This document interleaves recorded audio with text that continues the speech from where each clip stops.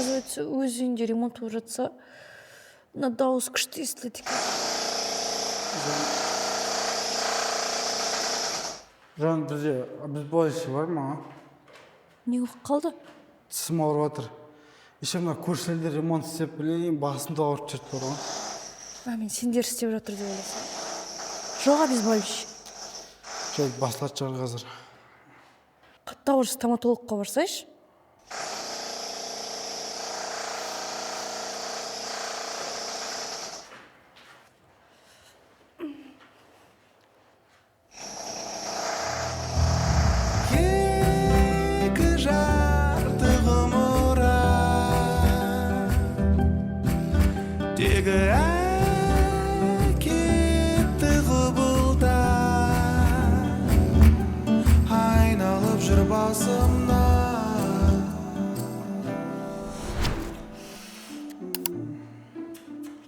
Асеке, чеснок даласына мәрліге орап, қолыңа байлап қоясың. Біз баяғыда солай емделгенбіз. Я, точно. Еще андай не бар ғой, киндер-сюрприздың ішіне салып қоятын еді ғой, анда гриппқа қарсы, е? Оны айтпаймын. Кәдімгі чеснокты мәрліге салып, қолыңа байлап қоясың. Қалай? Қолы при чем? Тіс ауырып отыр ғой вообще? Мен қайдан білейін, солай емдеді ғой енді баяғыда. Страннысын бар ғой. Жігіттер қойындарша, так басым ауырып ғой, ё-моё. Ал басың ауырса, Асеке, сүтпен шешесің. Точно. Или 100 грамм. Если что, поддержать етіп жібереміз, а? Базар жоқ, сендердің емдерің бір түрлі екен бар ғой. Осы дәрігерлер, осы емге қанша дәрі шығарды, сендер бар ғой, біреуін де етіп badыңдар ғой. Народный метод қой енді, Асетжан. Жан, басылды ма? Жоқ. Дәрі ішіп ал, сосын стоматологияға барамыз. Чеснок қалай істейтін еді? Чеснокты мәрліге салып, қолыңа байлап қоясың. Кішкене жатасың. Жан, қойшы, қайдағы чеснок? Қазір стоматологиялар басқаша ғой вообще. Ауыртпай істеп береді бәрін. Бұлдашым.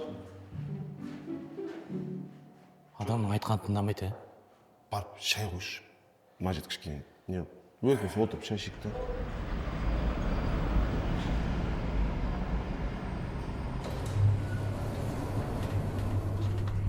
Жан, может, бармай-ақ қоярсың, а? И так тісін ауырып тұр ғой сені. Я, Асетжан, өзіміз барып келе саламыз ғой? Жоқ, реально барып келесіңдер ма? Конечно, братан. Онда барғанда апен саласыңдар, ақшаны лақтырып жүрем, хорошо? Бізде карточка жоқ қой, братан. Екеуміз де блокта ғой. Қап, бере салам онда. Асетжан, уайымдамашы, біз сен қашан подвоить еттік.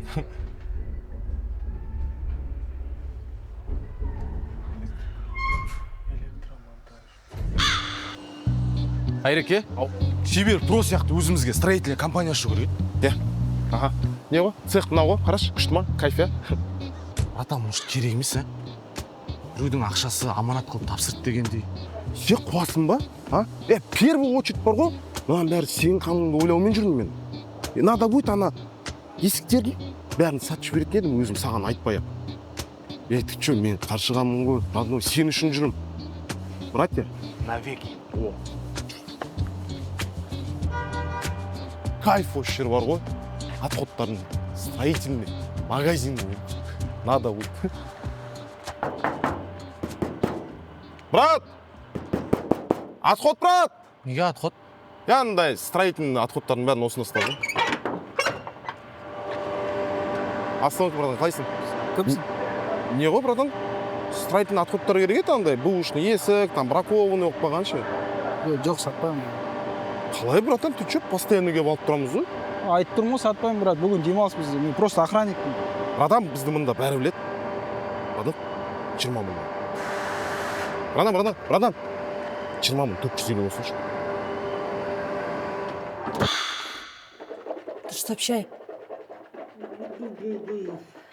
Жан, кстати, есікті артмена бердің ба? Жасуан, заказ бізе салайықшы. Сол дұрыс қой. Жақсы есік алу керек. Ертең адамдар келсе, первый очередь есікке қарайды ғой. Өткенде абай алғанда бар ғой, дәл солай айттың. Ертең ше, новыйын тазалағанда дәл солай айтасың ба, құрсын? Ой, Жан, өтірік сөйлей бермей, шай аузын тезірек.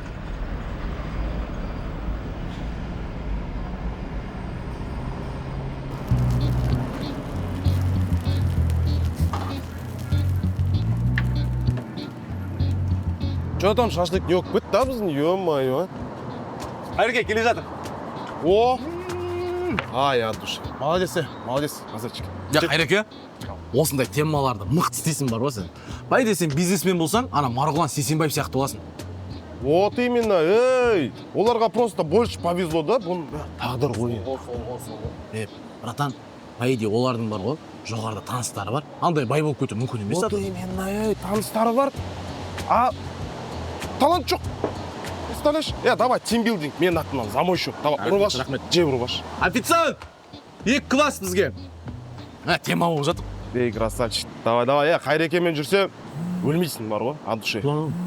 Асет. Алло, Асетжан? Бөкеш екеуміз базарда жүрміз ғой? Андай ғой, 75 мыңға идеальный есік сатып алғансыз ғой, прикинь. Енді андай... Жоқ. Жарайды.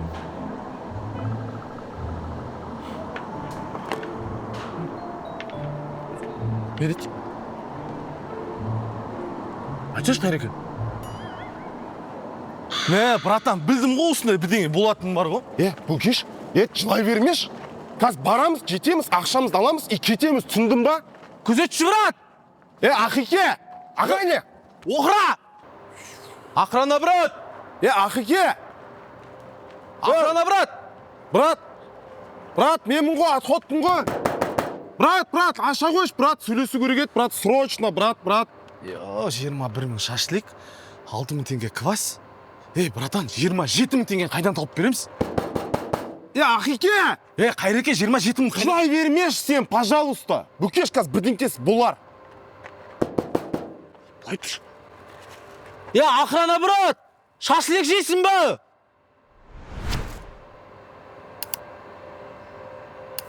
Сен базар жоқ, қуат екенсің. Тоқылдат ал. Бісміллә. Асет? Сен реально осылай істесең көмектеседі деп ойлап отырсың ба? Как раз лақтыр жерінде фөкеде жылынып кетеді. Стоматологтар жақта отырмай, бір сағат шыққылап, дызылдатып. Әкеш бері басы істемейді екен ғой сен. Көрейін да хотя бы берсе. Асет, жолда ту. Не oldu? Берсе. Ай, аяғым, ай. Жұлдыз не істеді да? Сіне не ол? Айбай, түсім. Кетші жұлдыз болды.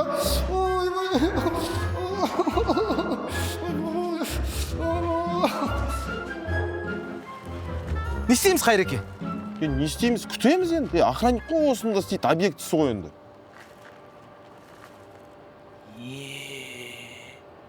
Не? Ақшаны алып, шетелге қашып кетсе. Кім, охранник па? Сен жынды екенсің, базар жоқ бар ғой. 20 мың теңгемен қайда қашасың? Даже автобуспен жете алмайсың ғой қазір ешқайда. Бәрі сөйтеді ғой, ақшаны алады да шетелге қашады. Бөгеш сен фантазияң базар жоқ екен.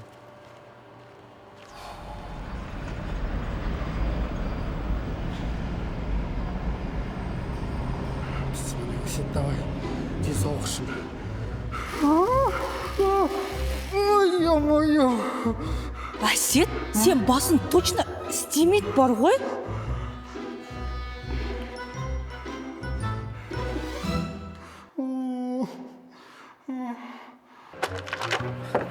Бөкеш, короче, Асетке былай деп айтамыз. Есіктің ақшасын беріп қойдық. Бірақ бағана бізге звондап алмай қой деген соң, біз, короче, ақшамызды қайтарып аламыз да, типа қайттан үйге кетіп бара жатқан кезде ол ақшаны жоғалтып аламыз. Нормально, ничего, болады ғой ондай-мұндай өмірде. Қалай, а? Как она есть, айта салсақшы. Не деп? Алло, Асетжан, короче, 20 мың деудің орнына саған 75 мың дедік, по идее, алдап отырмыз сен дейміз, а? Братан, қалған апарып берекші. Сосын жартысын окладта ұстап қал дейміз болды. Пазыш, қуат екенсің бала. Короче, тема бар. Не тема? Онлайн казино ставка қойымыз. Братан, сен басын істеймі, ә? Ұтылып қалсақшы. Ұтсақ ше? Ұтылып қалсақ. Ұтсақ.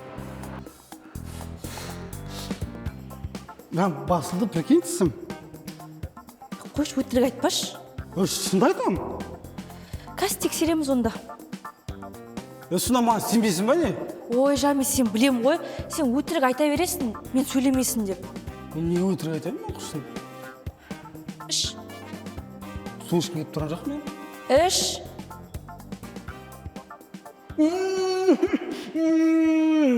Пожалуйста, врачқа бармай-ақ қойықшы.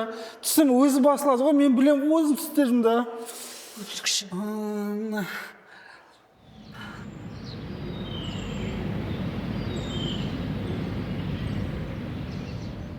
Братан, казино ойнай алмайтын болсаң айтпайсың ба ойнай алмайын деп?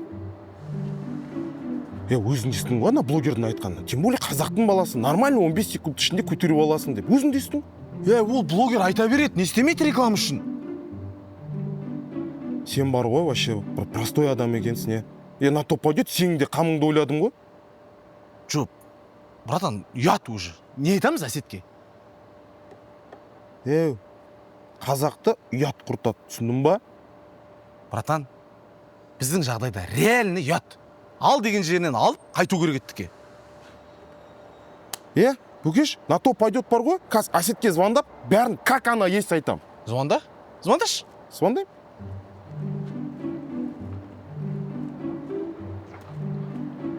Алло, Әсетжан? Қалайсың? Бағана, в общем, не ғой, Бүкеш екеуміз кетіп бара жатқанбыз ғой. И Бүкештің қалтасына случайно вдруг ақша құлап қалады. Соны жоғалтып алдық. Братан, енді үйге барғаннан кейін айтайшы, Братан, сен қуасың ба? В смысле Бүкеннің қалтасынан түсіп қалды? Бүкеш ренжімеш, пожалуйста, аузыма түскен сол болды. Жасың үлкен болса да бетің етен, далбан екенсің.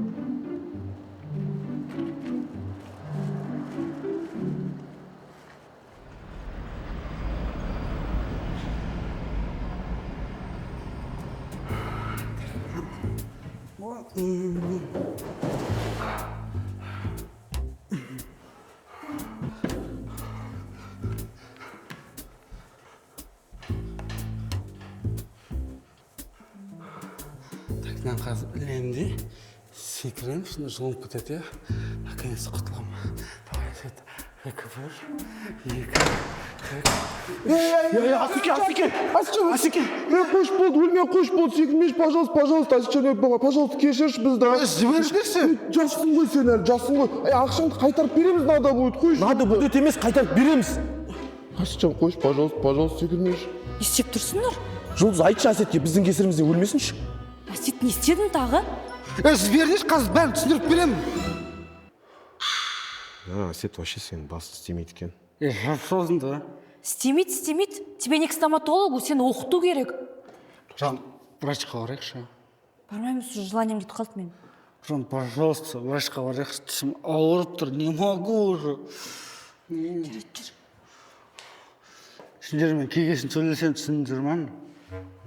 Болды, осындамыз ғой. Сен главное өзіңді ойлаш, пожалуйста, сенің здоровьең важнее ғой. Айттым ғой, чеснок деп. Бүкеш. Не істейміз, ақшаны не істейміз? Қою керек осы ақшаны.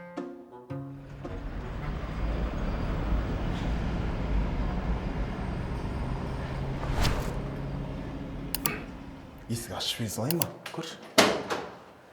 Ассалаумалейкум. Әсеке қалайсыз? Сіз қалай? Жақсы.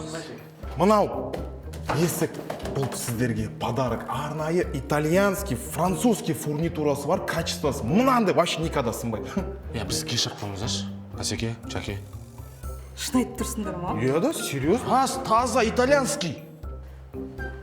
Рахмет. Рахмет, давайте. Хорошо. Айттым ғой, программай. Братан, кредитін бірге жабамыз ғой, Конечно. Ертең кепеш болып, чоны еспейсіз. Ақшасын төлей алмай. Чөт жатайық.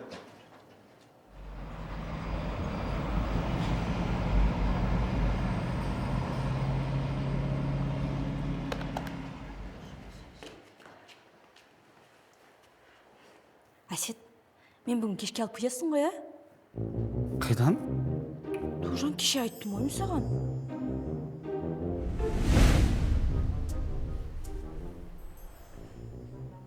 Жан, ертең мамамен спа, массажға барайын деп едім. білесің ғой, сосын білем, ақша жетпей жүр қазір. Бірақ вечно мама төлейді бар ғой. Осы жолы бір рет болса да мен төлейін деп едім. Ақша бересің ғой,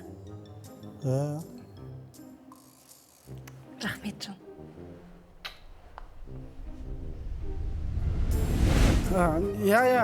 қанша керек еді? Бір 30 мыңдай жетеді шығар. Одан айтасың ғой, қашан қыз берекен, хорошо? Өте.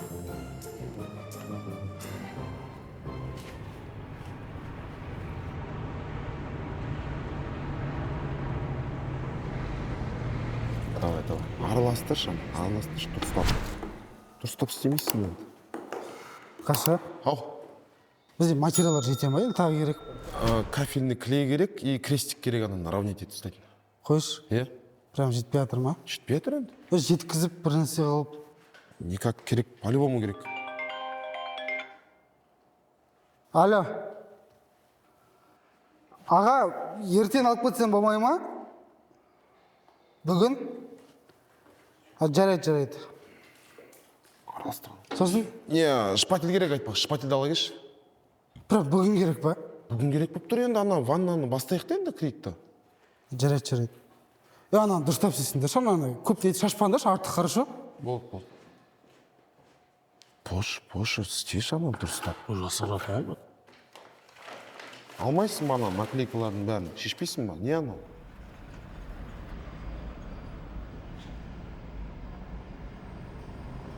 Сол алдында бір алдап кеткен бухгалтер бар еді ғой. Сон жұмыстарын уайымдап жүр. Әлі таппады ма не? Ой, неше түрлі макинасы жасап қашып кеткен жоқ па, сволочь. Ой, мам, папа все решит. Давай бүгін үйдің жұмысын бәрін қалдырып, от души демалайықшы. Только мен өзім бәрін төлеймін. Жоқ, өзім төлеймін. Қой.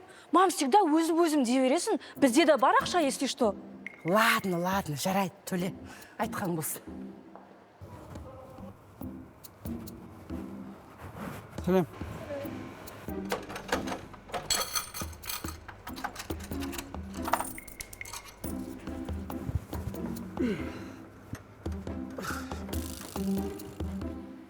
Бәке.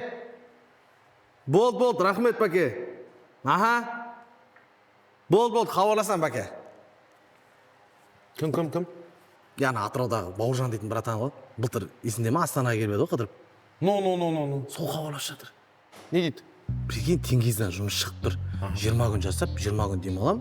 Зато стабильный зарплата. Сол стабильный, мобильный деген бар ғой, өтірік әңгіме соның бәрі. Солай ойлайсың ба, братан? Конечно. Алдап алады да жүресің сосын, малай болып ана жақта.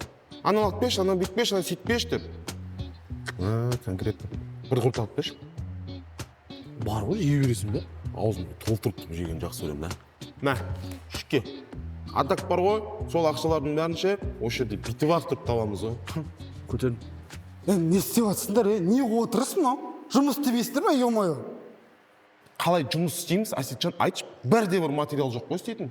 Анау жоқ, мынау жоқ демей, бірден одан да басқа жұмыстар бар ғой. Істесіңдерші. Көршілер болса, уже баяғыда кіріп алды. Біз әлі бір комнатаны бітіре алмай жүрік. Ұят қайда жігіттер? Сендер де кіріп алдыңдар ғой енді. Құдайға шүкір, скоро бітіреміз. Сен бар ғой, құр әңгіме. Короче, мен аяқта аппарат алып келдім, теспеңдер, хорошо? Вообще жоламаңдар.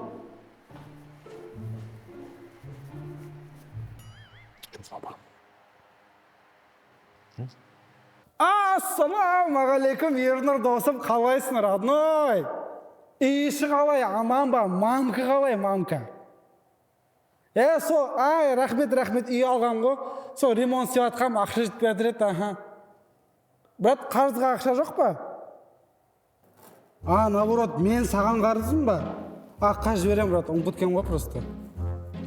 Кезінде менен алғанда 5 мың ақша, қазір 5 мың ақша емес па? Срочно керек болып тұр деп тұр ғой мен саған. Братан, помнишь, өткенде армиядан келгенде саған бере тұра бердім ғой, ана костюм алам дедім ба соған? Әбіш, папаға берші телефонын, папаға. Айт, Асет көке звондап жатырды. Брат, помнишь, өткенде любой уақытта звонда дедім ғой? Бүгін екеу өтседі ғой. Кайф екен. Походу осыны Асеттен сұрап аламын ғой деймін. Қай, Әсет бере қоймайды ғой. Береді, қайда кетеді? Ассалаумағалейкум, Асеке. сендер бірдеңке болса істедіңдер ма? істеп жатырмыз ғой так, Әсетжан. Материал болмағаннан кейін отырмыз енді сол қымыз ішіп дегендей. Мына жинамайсыздар ма? Не мынау? Братан, қымыз ішесіз ба? Құртпен дәл кетеді. Қымыз ішесіз ба деп сұрамайды, қымызды құйып береді сразу. Бастарыңыз істемейсіңдер. Жвачка салатын аппаратқа құрт салып қойғансыңдар ма? Қуасыңдар ма сендер? Күшті аппарат ғой мынау, ё-моё. Бүйтіп, прикинь, бұра саласың да сразу фук етіп все салады. Сендер бар ғой, мына ремонт тез бітіріңдер, шашаттыңдар уже. Қашыңдаршы болды. Уже бар ғой, мыржып болдыңдар, мына жерде тұрсыңдар сендер уже. Ё-моё. Асеке, бір құрт тастап кетесіз ба? Алса. Естественно, Қой, балаға кепкесін жеймін мен. переживать етіп, не жүр ғой өзі. Напряженкада жүр ғой. Не істейсің? Амай құйса? 9 метр қымыз қалды. Так, кім бар еді? Кім бар еді? Мадина группалас. Алтын группалас. Алло, Мадина группаласым, қалайсың, родной? Родной, сен жұмыстасың ба? Родной, бір тем бар еді, қас келсем болады ғой, Все, давай. Так. Жытқы жүрсің.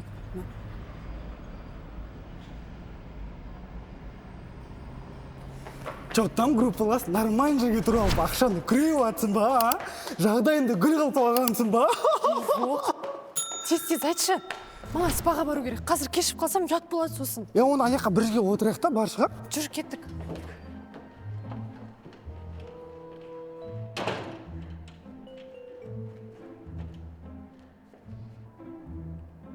Әсет?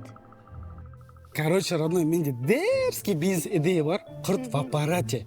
Короче, ішінде 1000 штук құрт болады. Ерекшелігі 1 штук құрт 50 теңгеден. Клиент сен барына келеді де алады. Давай пока что мен саған андай бесплатно қойып берейін. Потом арендасы как-нибудь келсеміз ғой. Блин, не знаю даже. Бұны былай да сатамыз ғой. Ну, жаным, тупить етпеш. Мұндай құрт в аппарате вообще есту жоқ дедім ғой жаңа. Жоқ Қазақстанда. Мен мына теманы Қытайдан алып келдім ғой. Білесің ғой, мен Қытайда таныстарым бар, по бизнесу, анау встречалармен. Вот, давай қойып тастайық, родной. Қай жерге қойғың келеді, сол жерге қоя берші. Бірақ өтпей қалса маған ренжіме. Ойындамаш, мен алтын группаласым, алыстағы туысқаны жақындағы группаласын артық дейтін. Осы ғой, әкеш қал, әкеш. Жаным сол. Кестік па? Давай. Все.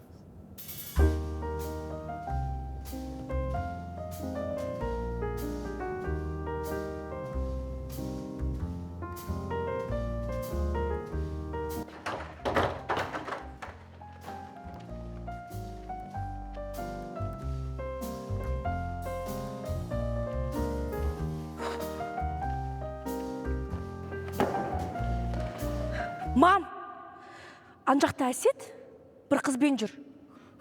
Шоштың ғой қызым, не болды соншама? Қай Әсет, біздің Әсет па? Иә, қой шатасып тұрған боларсың. Звондап білсейші. Жоқ, шынымен Әсетті көрген сияқты болдым. Қызым, звондап біл. Қазір әдет трубкасын алмайды ғой. Қызым, сабыр сақта, телефон соқ. Мүмкін емес, менің күйеу балам ондай емес. Шатасып тұрған боларсың, хабарлас.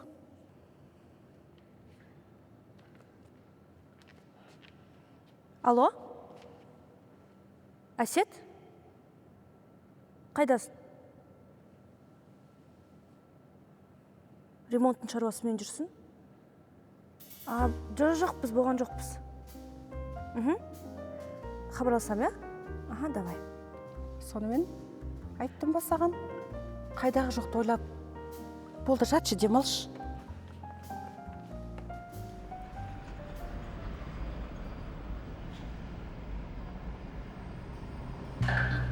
Так, на должность инженер-механик, опыт работы 7 жыл. Бүкеш, қайда шықты?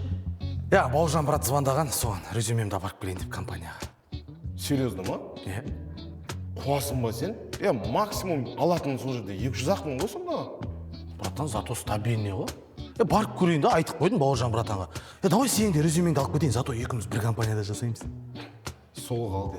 Мен бар ғой, біреуге жұмыс істегендегі бит бар ғой, надо өтші.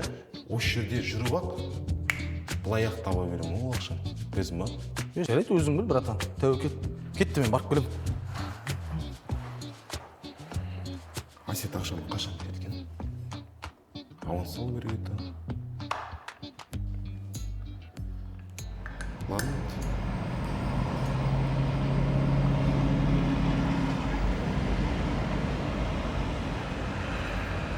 Ой, мам. Массажға келмегелі біраз болыпты.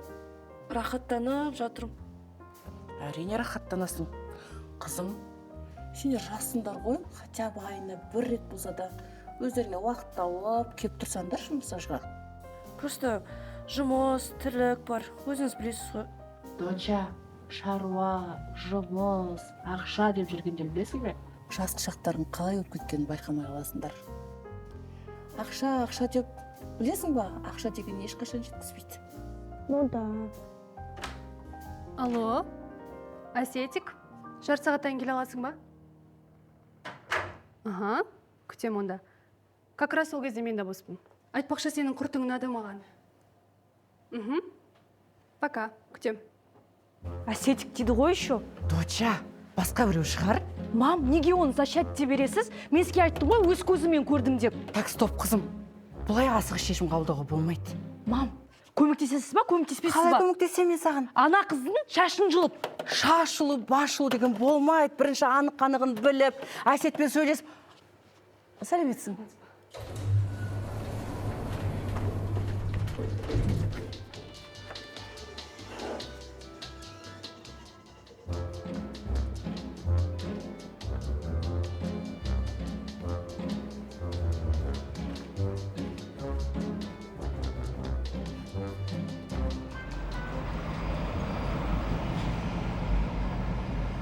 Мынау деген лай бұл. Лайш. Братан, Что там, қалайсың бүгеш? нормально? Что там, не болды? Апарып тастап кеттің. Хабарласамыз дейді өздеріміз. Хабарласамыз дедім ба? Болды, звондамайды. Пара ждік қой. Братан, айтып қойдым, Бауыржан братанға звондап ескертіп.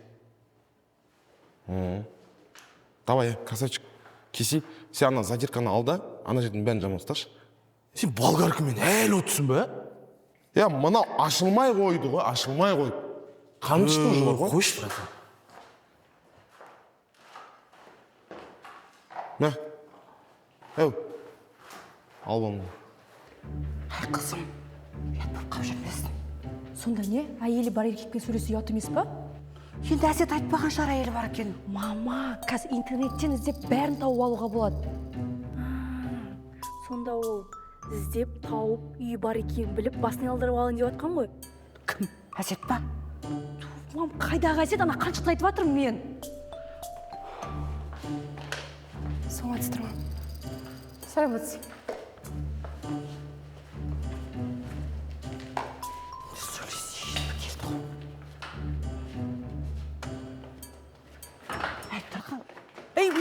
Мына қыздың, жібер, мына қыздай қой.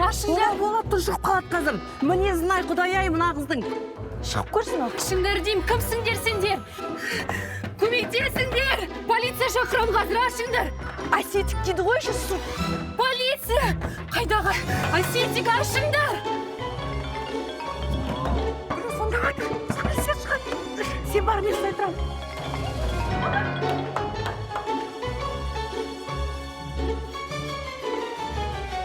Алло, Асетик? Жұлдыз? Чё не ожидал, да, ищак? Мадина қайда? Мадина? Мадина хамамда. Каз хамамын шығарам мен оны. Енді біреудің әйелінен нең бар еді, құдай-ау. Ё-моё.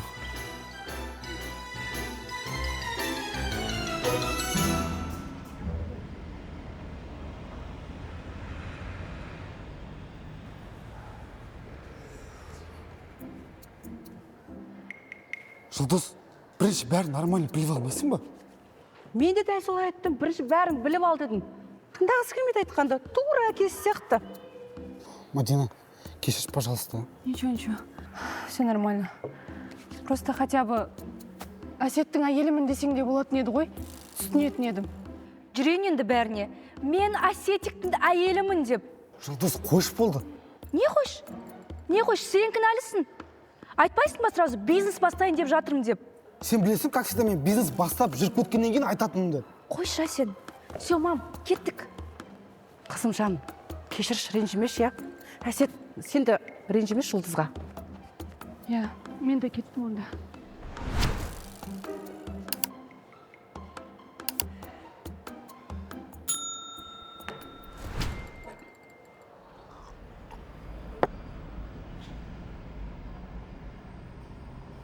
Жағын ақтап қалдың ба?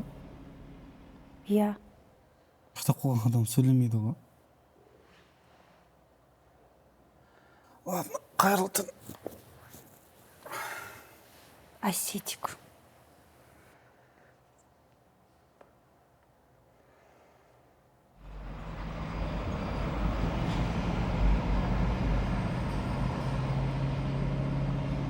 Қайреке, братан, не үшін лақтырып жатыр, мен түсінбедім мыналарды. Мен де түсінбей қойдым бар ғой. Тұрмай ма, балконда орын бар? Балконда орын жоқ қой, көрдің ба? Дым орын жоқ қой вообще, орын болса жарайды ғой. Ассалаумағалейкум жігіттер. Уалейкум ассалам. Ассалаумағалейкум. Ассеттің үйін ремонттап отқан сендер ма? Да, а что там?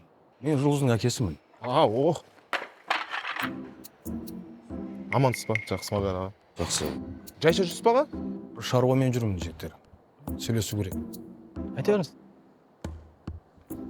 Бригадир кім? Мен ғой, постоянно 25 на 8 ғой. Қаршыға дейсің ба? Қара. Мынаның ішінде полный ремонт бітіретін ақша бар. Бірақ Асет пен Жұлдыз вообще білмеу керек. Біліп қойса аға. Білмейді олар. Ол үй тез бітсе болды емес па? Аға, дұрыс, молодец аға. Байқұс ана Асеттің ақшасы жетпей жүрген еді. Аға, молодец, красавчик аға. 10% өзіңе ала сал. Болды. Жоқ. Аға, олай болмайды. Өздеріне беріңіз, өздері білсін не істейді. Бөкеш? Аға өз еркінен кеп тұр, көмек беріп тұр, енді ондай не қылуға болмайды. Аға, дұрыс. Ана байқұс Асеттің итак ақшасы жоқ болып, бейшара болып іздеп жүрген кезде молодец аға, сізді қолдап жүргеніңізге молодец. Жігіттер, әңгіменің қысқасы былай. Ремонтты тез-тез бітіру керек. Жарай ма? Болды. Смело. Бітіріп тұрмыз ғой. Қызым обалы болды. Болды аға. Вообще дым уайымдамасаңыз, бітіріп тастап жатырмыз ғой. Біз барып мусор тастап келейік. Болды. Тастайды. Жақсы аға. Алла разы болсын аға сізге. Жақсы. Жаман емес.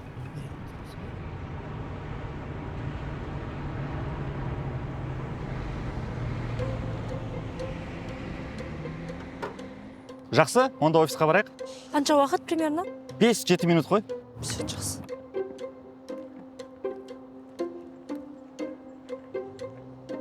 Мә, Бөкеш, куш сатып қой мұнда, ё-моё. Сен не қуанып тұрсың, братан, өзіңнің ақшаң құсап? Кімнің ақшасы сенді? Екеуміздің ақшамыз ғой. Қазір ана жетіспейтін стройматериалды аламыз да, қалған ақшасын по ходу дела пополам бөліп аламыз. Жүр кет. Қаршыға, қуасың ба сен? Біліп қойса не істейсің?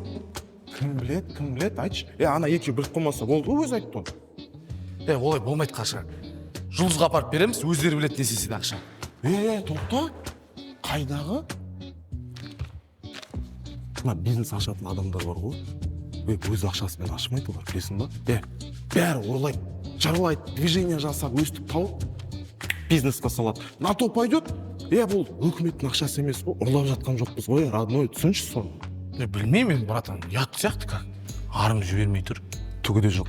Жүр кеттік, бәрі нормально өтіп, уайымдамашы. Ақша бар зато, 213 мың. Бәрін қалай жеткіземін енді? Жан, О. көзіне жұмшы. Неге? Жұмсайшы енді. Жан қойшы, таки басым қадып жатыр. Көріп тұрсың, жеткізе алмай жатырмын ештеңе.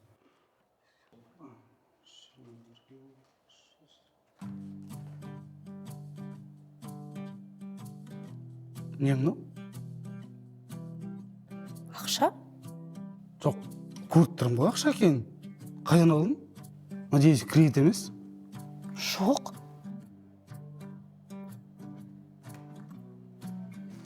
или папам берді ма? Жоқ, Жан. Просто машинамызды саттым. Ремонтты қиналмай бітірейін деп. Жан, жындысың ба сен, неге үйттің? Өзінің еңбегімен алған өзінің машинаң ғой. В смысле өзін? Екеуміздікі ғой? Неге менікі, сенікі деп бөле бересің? Зато ремонт тезірек бітіріп, рахаттанып тұрмаймыз ба осы үйде?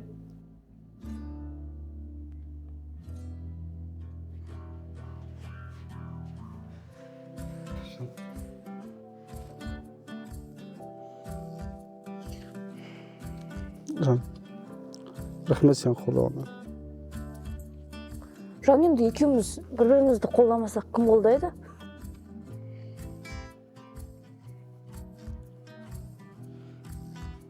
Жан, мен саған одан да күштін алып беремін. Тек сәл уақыт бер, жарай ма? Все, Жан. Давай енді кухняға кафель алайық, мебель алайық. Жарай ма? Конечно. Так, кетік сен. Санаға көмектес. Бриллиантовый кафель аламыз. Бриллиантовый, ондай бар ма не? Сен үшін табамын ғой. Мынаған көп келетін салып қойын. Шоқырсын, құртып қойып сен де. Так, бриллиантовый кафель аласың, сосын люстра, помнишь, өткен сен люстра? Я. Алатын болдық па? Конечно.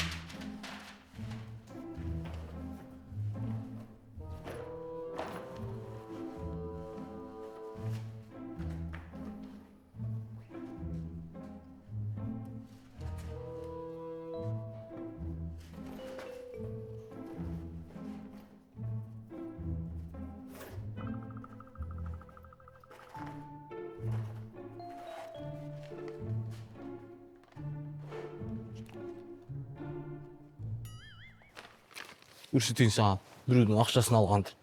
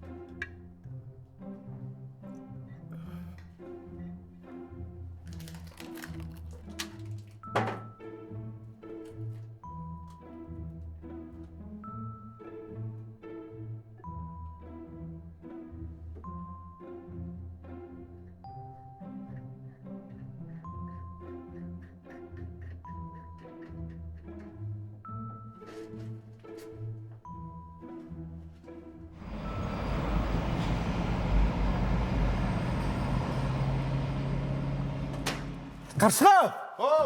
Кел мында. Көмектес. Давай. Ага. Опа. Тағы бар ма? Ана, опа. Сылдырама. Неге болды? Ноп, унитаз ғой.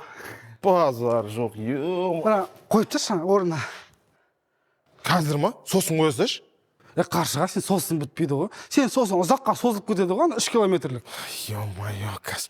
Не, Бөкеш? Ана перфораторды қойды, ана выключательдерді не қыласаш, тығасаш мен орныма. Болды, давай, бара берсін. Кстати, магазин кетіп бара жатырмын, бір нәрсе керек па? Так, сушняк, анау бірдеңке жейтін аласаш. Строительный магазин кетіп бара жатырмын деймін. Жоқ, по идее, ештеңе керек емес, нормально. Потом жүрмендер, анау жетпейді, мынау жетпейді деп, хорошо? Болды, все ғой. Давай. Давай. Сындыра алмаш екен, пожалуйста, хорошо? Болды. Ақырын. Смело, жолым болсын. Жаппайды осы.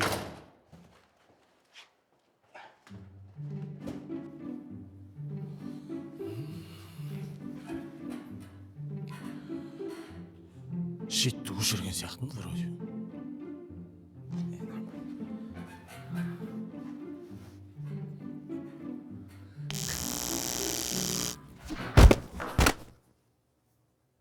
Бүкен. Бүкеш, оу. Бүкен. Бөкен аға. Тәте, походу, көзін ашты. Сен тауып қалса, мен сіздің ударам. Азат бар ма? Ауыз сәл қызарған. Сіздің шығар, жатын қозғалмай тұрсын енді. Давление түсіп тұр. Давление түсіп кеткен, тәте. Ондай болады. Мен бүгінше жата тұрсын. Потеря памяти, потеря речи, или көзі кішкене көрмей қалуы мүмкін, но потом дұрысталады. Болевой шок қой. Все, тәте, рахмет, хабарласам дейсіз що? По-моему, көзін ашып жатқан жа.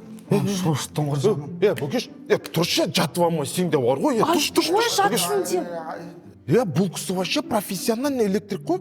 Ток бьет, значит, любит қой. Көріп тұр, профессионал екенді. Теспеш ма, жата берсін, қаша қош болды. Не деп жатсың? Прикол ұстап жатсың ба сен? Прикол ұстап отырсың ба? Жан айтты ғой, потеря речи болуы мүмкін деп. В натуре. Точно. Мен онда аптекаға жүгіріп барып келейін да, дәрі алып келейін да, Все, хорошо, давай. Братан, горел жесің бе? Мынау неше? 4. Мынау неше? 1.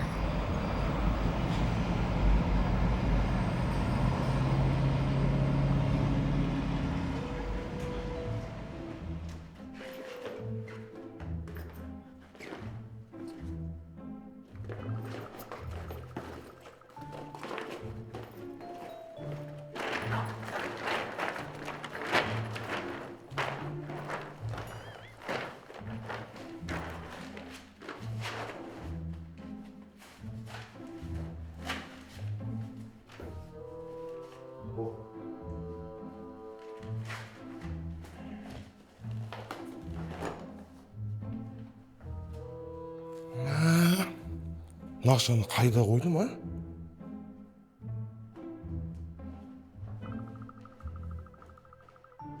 Бүкеш. Үйде Айсет жоқ, жұлдыз кетіп қалды. Ақша қайда? Айтшы, есіме түсіре алмай отырмын. Ақшаны қайда қойғанын білмеймін, есімде жоқ, прикинь. Ақсет. Ол Айта берші, нормально, үйде ешкім жоқ деймін. Мен жаңа дәріге барып келдім ғой.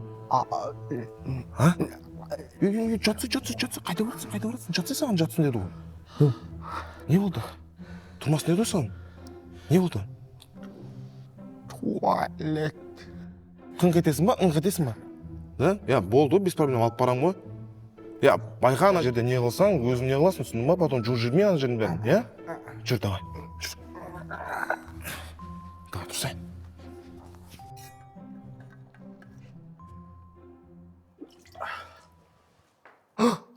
Ева!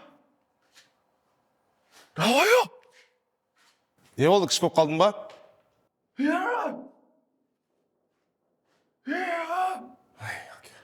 Давай, шықсай, жүр бар. Жатшы бар, демалшы кішкене. Жақсы болып болады, жүр.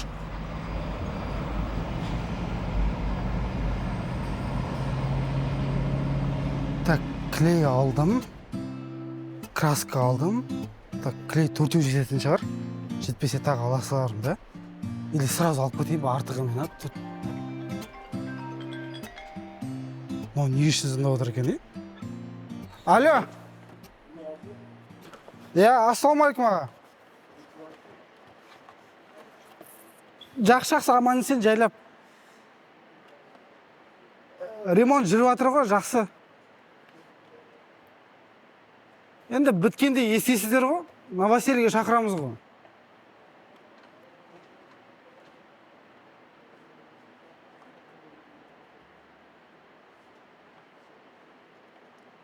Енді аға, орындарыңыз түрде ғой енді,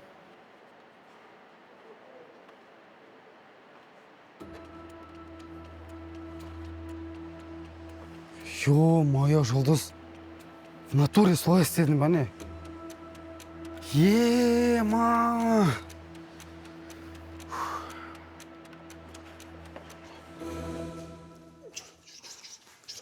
Жүр, жатайықшы, жүр, кел, жатшы. Демалшы. Не істеп жатсың сен? Ақша. Айқайламас, Жанынан естіп қойды. Айтты. Білмеймін. Қая? Алған жоқпын мен отвечаю деймін саған. Шынсың ба? Жинақ. Не болды? Өзіңе шақ қойын, қая? Ақша ағып кетті деп ойлайсың ба не? Жоқ, ақша қая шағын, бачок. Бачок, не бачок? Новый бачок қой, дұрыс қой, ескісін лақты жібердік емес пе енді.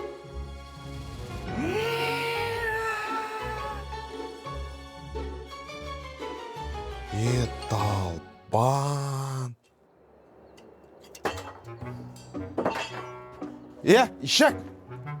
Ишак. Не көрін сол ақшаны менен тығып, а? Ол сенің ақшаң емес. Ол сенің де ақшан емес қой, на то пойдет атак. Әсеттің ақшасы ол. Фу, мә саған Әсеттің ақша. Түсіндің ба? Ал не дейсің ал енді Әсетке, а? Зиян ақшаң бәрі. Айтам Әсетке сен. Айт. Жүрдің ғой осы күнге дейін. Кім не береді, соның бәрін алып. Ишак.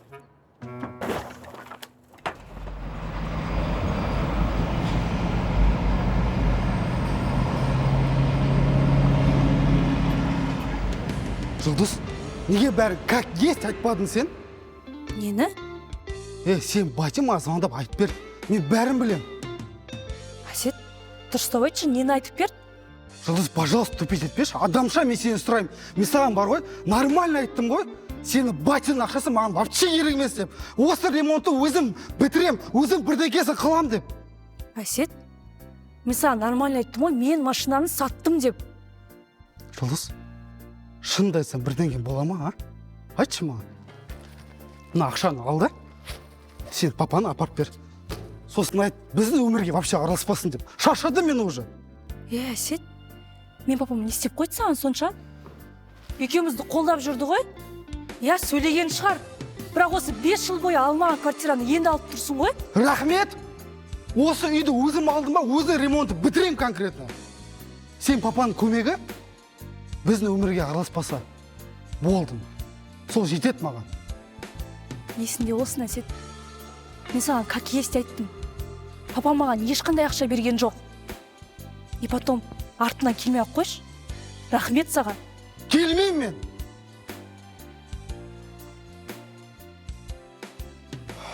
Не деген адам соншама, ё-моё. Понятиясы бар жігіт қой, өзімен өзі жүрмеймін ол.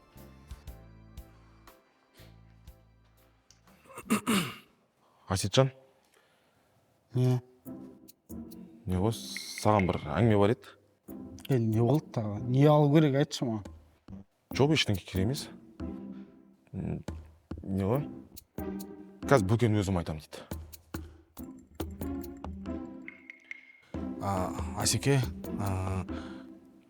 Жұлдыздың папасы. Адамша, айтшы нормально, өтініш. Жұлдыздың папасы. В общем, ана мусорлар бар еді, бағана мына жерде тұрған. Соны далаға шығарып жатқан кезде, тастаймыз деген кезде... Қаршыға, пожалуйста, созбай, адамша айтшы. В общем, сол мусорды шығарған кезімізде Жұлдыздың папасын көріп қалдық. Ол кісі бізге ақша берді да, біз сол ақшаны жоғалтып алдық болды так. Кімнің папасы? Сенің әйелің бар ғой, Жұлдыз. Соның папасы. Кешірші, пожалуйста. Әдей емес. Йо.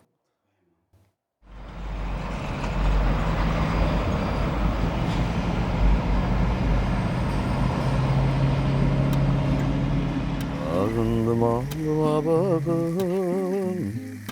арайлы алматы. Ой, қызым келді, ботам келді мен. Не болып қалды? Папа, неге өтірік айта бересің? Не болып қалды? Маған Әсет бәрін айтты. Сен оған ақша бердің де өтірік айтқаныңды. Ана екеуін ақша тастап кеттің ғой, материалға, үйді тез бітірсін деп. Енді берсе бәріне айту керек па? Сенен вообще біреу ақша сұрады ма?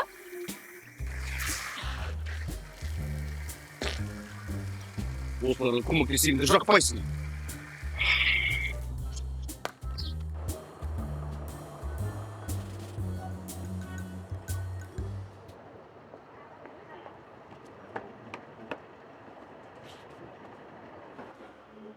Саламатсыз ба, қош келдіңіз. Саламатсыз. Сұрай беріңіз, не іздедіңіз? Қазір. Бізде күшті жеңілдік болып жатыр, 50% жеңілдік болып жатыр қазір. Біріншісін көрсете аласыз? Наныма? Таңдауыңыз өте күшті екен. Бұл жерде бельгийский бриллиант, таза, натуральный. Еще бұл международный сертификатымен жүреді бізде. Инвестировать етсеңіз болады өзіңізге. Сөз салға ма сізге? Жоқ, біздікі кешірім сұрауға ғой. Тем более күшті.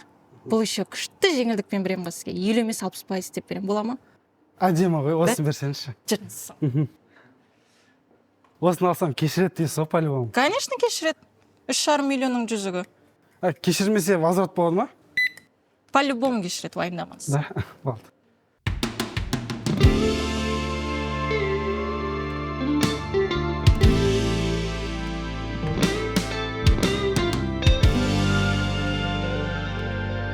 Жан.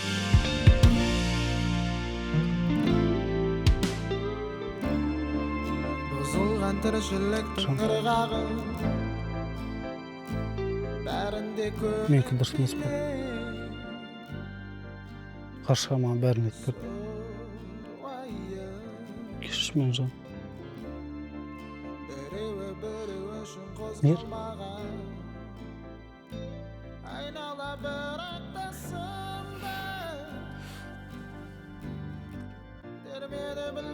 Та-дам!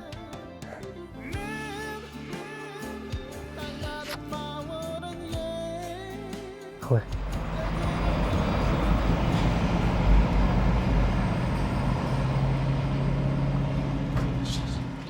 Қаршыға, братан, мен кеттім, шаршадым бәріне. Жындысың ба, қайда кетесің сен, қайда кетпешсің? Түн болды ғой, қайда барасың? Бірдеңесі болар. Несі болар? Хотя мына жердің бәрін реттеп, жинап дегенде. Сосын мен оңға, сен солға, пожалуйста. Жоқ, сен өзің істейсің. Сен сонда мені қазір кидать етіп тұрсың ба? Бері қараш, бері қараш, тыңдаш. Кидать етіп тұрсың ба мені сонда қазір? Братан, просто задолбался. Как задолбался? Родной, семьяна ақша керек қой. Біретін теңгеңді салып жіберем потом. Бере саласың ары бер дегенде. Потом ана кім бар ғой? Әсет пен Жұлдызшы. Ұят болды ғой, қалай қараймыз беттеріне. Мынаны кішкене бітіріп, потом үйге қайтайық, пожалуйста.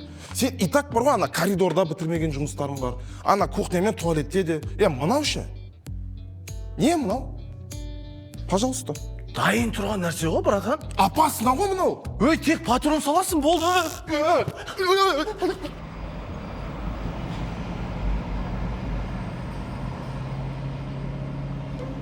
Қашайын деп атқан жоқпыз ғой? Хотя үйімізде тұрайық та? Аға, ренжімеңіз. Оны біз шешпейміз, оны сот шешеді. Не істейміз, дауда қаламыз ба сонда? Қасым, сабыр сақташ. Айтып тұр ғой, сот процесінен кейін береміз деп. Дұрыс айтады, сәл сабыр сақтаңыз. Біз жай ғана жұмысымыз істеп жатырық аға. Бопты, жарайды, сот қашан? Ең алдымен сіздерді алдап кеткен бухгалтерді табамыз. Одан кейін жігіттермен расследование жасаймыз. Сосын барлығы нормально болуы мүмкін. Мына жерге қол қойып жіберіңіз. Арсен. Не мынау? Жүріңіз сыртқа қарай шығып көрсетіп түсіндірейін. Ана сумкаларын аласаңыздар, жүріңіз сыртқа шығайық жүріңіздер. Қазір бәрін түсіндіріп беремін сізге. Так, Қасым Серікұлы, мына жерге қол қою керек болады. Мынауың не? Подписка о невыезде. Яғни шетелге шығуға болмайды деген құжат. Сен қатырдың ғой, қақтығы шетел? Шотың бәрін арестқа қойын еместіңдер ма? Қасым Серікұлы, бізде уақыт жоқ, сізбен мына жерде сөйлесіп тұратын. Қол қойыңыз, кету керек. Үйдің кілті сізде ғой, бересеңіз. Жол толмаңдар. Жақсы, бір дана сізде қалады, экземпляры, ручка менде. Рахмет, аман болыңыздар, күліп жүріңіздер. Күндеріңіз сәтті өтсін. Сау болыңдар. Сау болыңыз.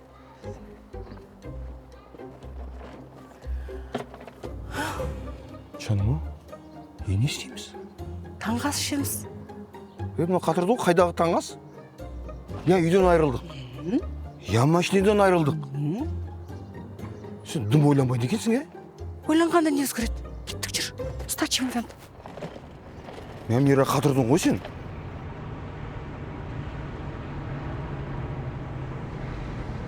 Мадина, жаным, привет, қалайсың? Бізде наконец-то ремонт бітті. Ертең штаттан келгенде сендерді таңғалдырайын деп жатырмын. В общем, қара, бізде мына жерде кухня. Вот, мына жерде бізде печка болайын деп жатыр. Термомикс, посудомойка. Сосын бұйырса мына жерде двухкамерный холодильник болады. Мына жерде бізде люстра, мына жерде пока құрып бітпедік люстраны. Мына жерде бізде штор болайын деп жатыр. По своим меркам, дизайнерские шторы. Вот тут у нас будет телевизор. Вообще ремонт болмай тұрып, мына үйді алғанда кішкентай сияқты болған. Қазір вообще үлкен, қараш. как красиво. Бізде, в общем, жаңалық осы. Сендерде қандай жаңалық? Сендерді Қазақстанда күтіп жатыр, тезірек келіңдер.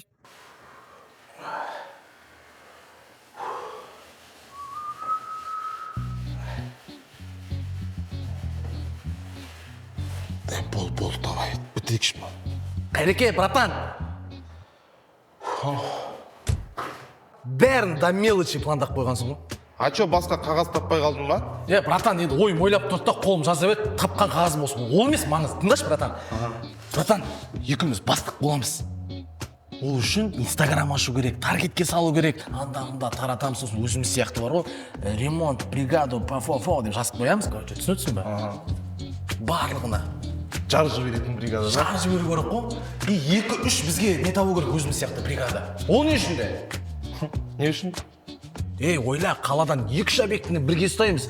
Сосын бар ғой, қаладағы барлық строительный магазиндермен келісеміз. Сосын біз оларға клиент тауып береміз. Одан 5% алып отырамыз. Міне бәрі жазылған, көріп отырсың ғой, братан. Одан кейін клиенттардың бәріне строительный заттар, диван, қырт-шырт бәрін әкелеміз. Болды, олар дайын үйге кіреді. Міне идея, бизнес планыңыз. Идеально бар ғой, идеально. Осының бәрі тура, жаңа қалай аузыңнан шықты, тура бар ғой, осы өмірде де солай болса, красавчик деп айтушы еді. Братан, елдің бәрі жасап жатыр ғой. Тоқтасай, тыңдасай мені. Алдымен соңға барасың. Соңға барып, ИП ашасың. ИП ашқаннан кейін налог төлейсің. Налог төлемесең штрафың шығады. И так ана налогтың бәрін төлеп жүрміз ғой штрафпен қоса, далада. Сонда аналарға жұмыс істеп жүреміз енді? Братан, бастап кетейік та, дәлші бөлші көреміз ғой. Қойшы болды, давай, осы жұмысымыз істей берейікші болды. Братан, дәл осы жұмыс қой, мен официально деп жатыр. Ақша көп табамыз. Сенікі дұрыс. Короче, бүйтесің. Шықшы былай, ана ваннада, тура ана жерде. Затиркамен ұрып жіберші. Бітірейік та енді шығайық та уже. Бір нәрсе айтса артқа тартып, братан. Ертең өзім ашам осыны кейін мен байып кетіп жатсам, маған хабарласып, братан. Давай, жүгіріп барамын ғой, если что саған. Вообще хабарласып. Молодец, мына жердің бәрі болды, мына былай.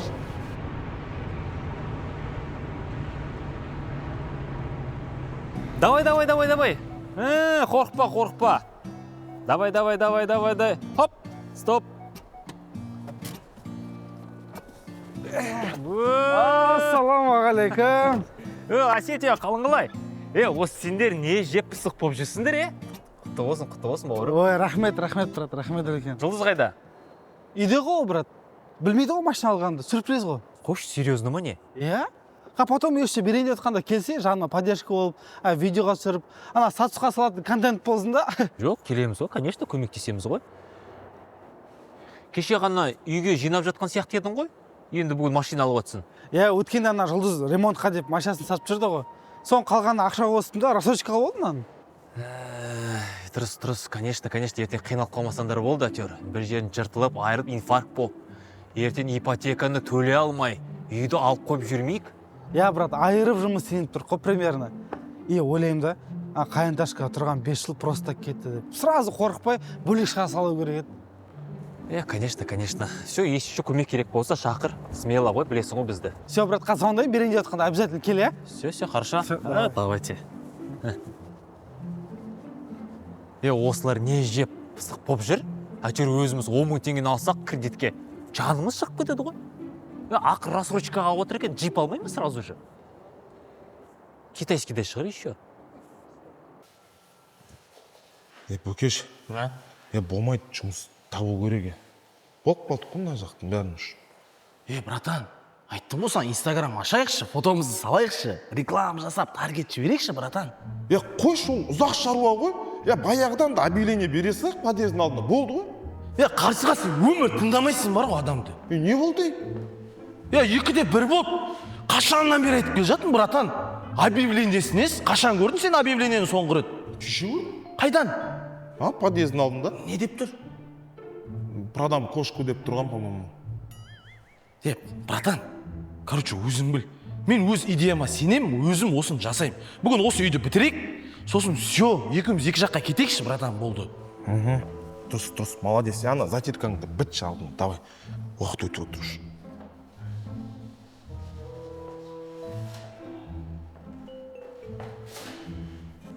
Мира, жақсы гостиница снимать етіп қояйық. Пока там поживем, одан кейін қыздарға ештеңе айтпай ақ қой, уайымдап қалар. Құтарда ұят болады. Гостиницаның не керегі бар? Күйеу балаң үй бар емес па? Осы жерден тоқта айналайын.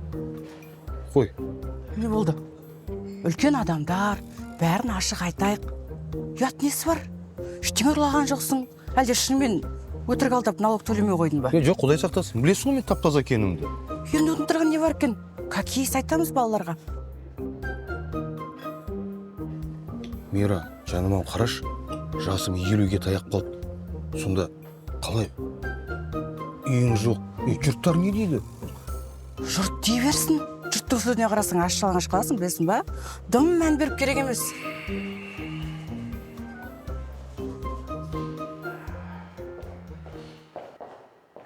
Жігіттер, көмектерің керек. Әсетжан, ремонттың бәрін бүттік қой, Ё-мой, тағы бірдеңе тасу керек па не енді? Ештеңе тасымау керек, бәрі нормально. Просто көмектерің керек болып отыр. Бөкен? А че сен настроен жоқ? Нормально. Сендерді қимай сол жүрегі ауырып, айтқысы келмей жүр ғой. Мен де сол айтайын десем бар ғой. Шын ниетпен айта алмаймын да просто. В общем, көмектесіңдер ғой, Иә, смело. Все, кеттік. Бөкен. Бөкен. Бөгеш, жүрші енді. Жүрші. Қойшын, болды не?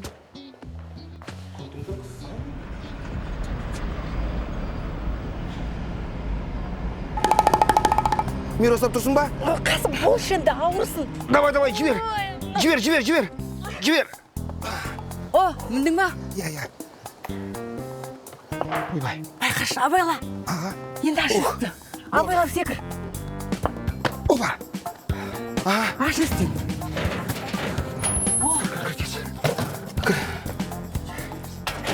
Көршілеріне айтылмасын. Соттан қашан болатын да білмейміз. Білмеймін, тез тауылса дұрыс болатын еді. Мира, бұлай. Мен осында қалайын, үйді күзетейін. Керсін суық болады. Сен Жұлдыздың жанында 1-2 күн бол. Қалай? Мен бірдеңесін шешермін. Сен бармайын деп тұрсың ба? Жоқ, бармаймын. Сен бармаса мен де бармайым. Тоңсақ бірге тоңамыз. Қасында болам. Кетпейім.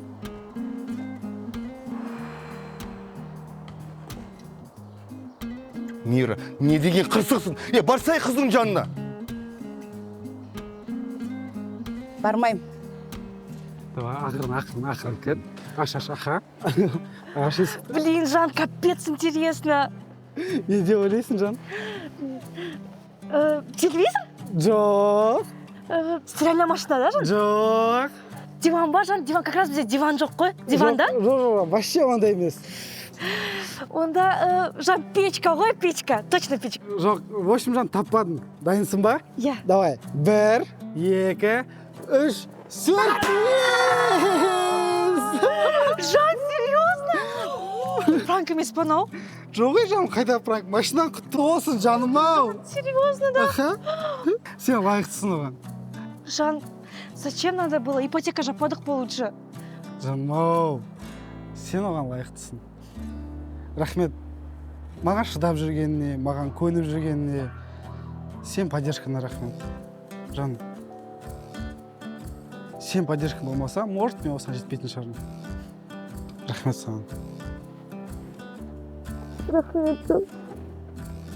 Болды, бар, көрсей машинанды. Сенің новый машина ғой. От души. Рахмет, жігіттер. Осетия, боже мой. Скорик. Молодцы. Молодцы. Жақалай.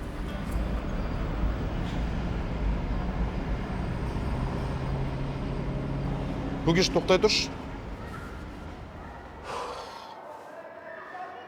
Бағана сен не айтқың келгенді түсініп қойдың. Бөгеш, Әсет пен Жұлдызға қарап, өз семьям есіме салып, жүрегім ауырып кетті. Білем, сені де түсінем. Осының бәрі семьям үшін ғой.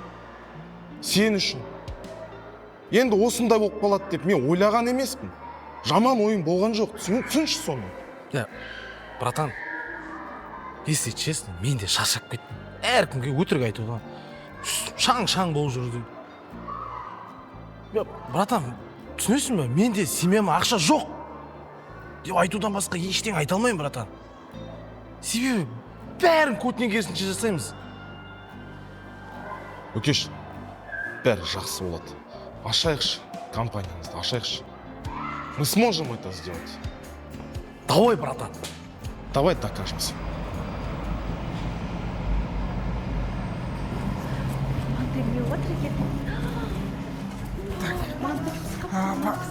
Артыр, Жанды, артыр. Әкел.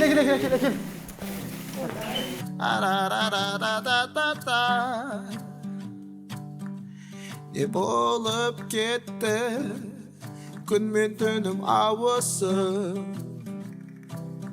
кеткенімді кешіріп ұялшы болды қойдым дегенмен пайда жоқ Сілі деп енді мен өзім бастап жіберейік, тост айтып жіберейік, жұмысеңіздер. Ал, бәрекелді, Әсет, Жұлдыз, қоныстарың құтты болсын, денсаулықтарың мықты болсын, осы үй тек қана қуанышқа толы болсын. Осындай биік шыңдардан көріне беріңдер. Әр жыл сайын осындай квартира бола берсін сендерде. Енді менен сендерге бір стиральный машина болсын. Құтты болсын. Красавчик продам, молодец. Енді Әсет, Жұлдыз, енді сендерге от души жасап бердік қой, ремонт айтқандағыдай ше. Қараңдаршы, атау подвайт етпей бәрін. Ой, еті міндетсін айтпай ақ қойшы. Құрсын артынан жүгіріп әрең істеттім ғой. Бірақ соған да шүкір, Ал, Асеке, Жаке, сіздер бізге ренжімеңіздер. Енді басында кішкене непоняткілер болды, білеміз. Бірақ біз Қаршыға екеуміз достойын жігіттерміз негізі, ровный. Честно айтайын, басынан негізі обида болды. Бірақ қазір уже бәрін ұмытты. Неге? Енді менде үй бар, машина бар, Құдайға шүкір. Сендер керемесіңдер ғой маған. Күкілмес пе? Жан аша қойшы. Машина алып бердім ғой саған. Асеке, ауытсыңдаршы, жұмыстан келдім ғой. Конечно, мен просто диетада отырған адаммын да, бірақ бәрі дәмді сияқты. Сізге қайдағы диет таки алып барғысыз ғой. Әдем болу керек та всегда. Ой, мамалар келді. Құтты болсын, қуандай тұрған Шарың қасықты малға толы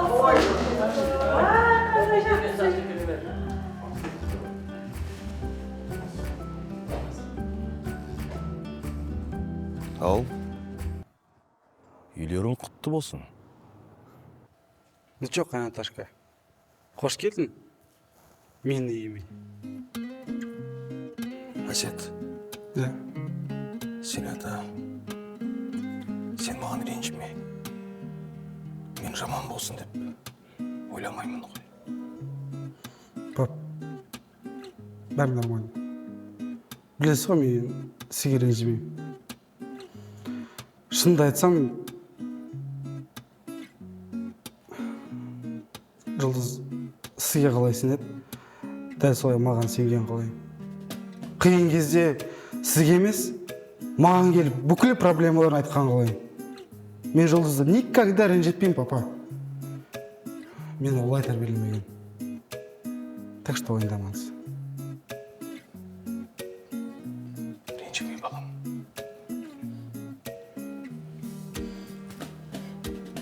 Ренжіме, мен саған сенем. Олар не істеп отыр?